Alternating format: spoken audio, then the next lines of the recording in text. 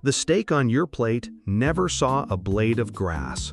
That T-bone sizzling on the grill came from an animal that spent its entire life standing in mud, eating corn slop, and breathing its neighbor's breath.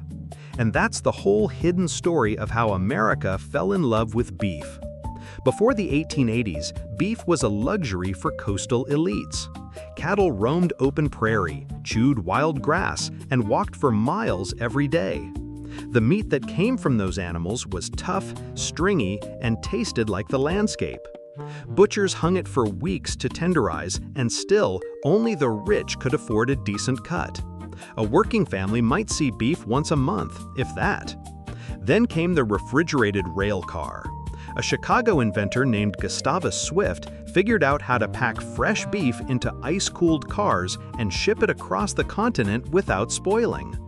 In 1882, the first shipment of Swift's beef rolled into Boston, and suddenly, a cow slaughtered in Chicago could end up on a plate in New York 3 days later, still red.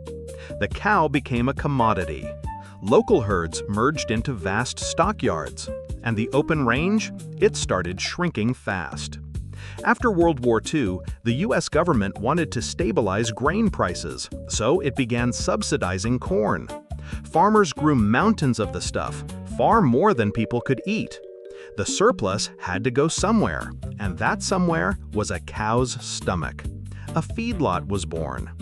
Today, around 95% of American beef spends its last months in a crowded pen, ankle-deep in manure, eating a diet of corn and soy that no bovine stomach evolved to handle. The result? A steer that would have taken 3 years to fatten on grass can reach slaughter weight in 14 months. The meat becomes marbled with fat, tender, and sweet, exactly what mid-century diners demanded. That 1950s diner scene with the checkered tablecloth and the sizzling T-bone, that's the golden age of American beef. But it was built on a feedlot. The waitress slides the plate across the counter, white bread, baked potato, and a steak that never saw sunshine. The grain silo behind the tractor might as well be a monument to that transformation. The cow that never grazed a field is the cow that made beef affordable for everyone. We traded flavor and welfare for consistency and price. And most of us don't even notice. The grill grate glows, the ribeye hisses, and we bite into a perfect stripe of sear, never questioning where that tenderness came from. Next time you buy a steak, ask yourself, do you want the beef of the past, tough, rare, expensive, and free? Or the beef of the present, cheap, plentiful, tender, and invisible? The answer isn't simple, but it starts with knowing that the cow you're eating never saw a field.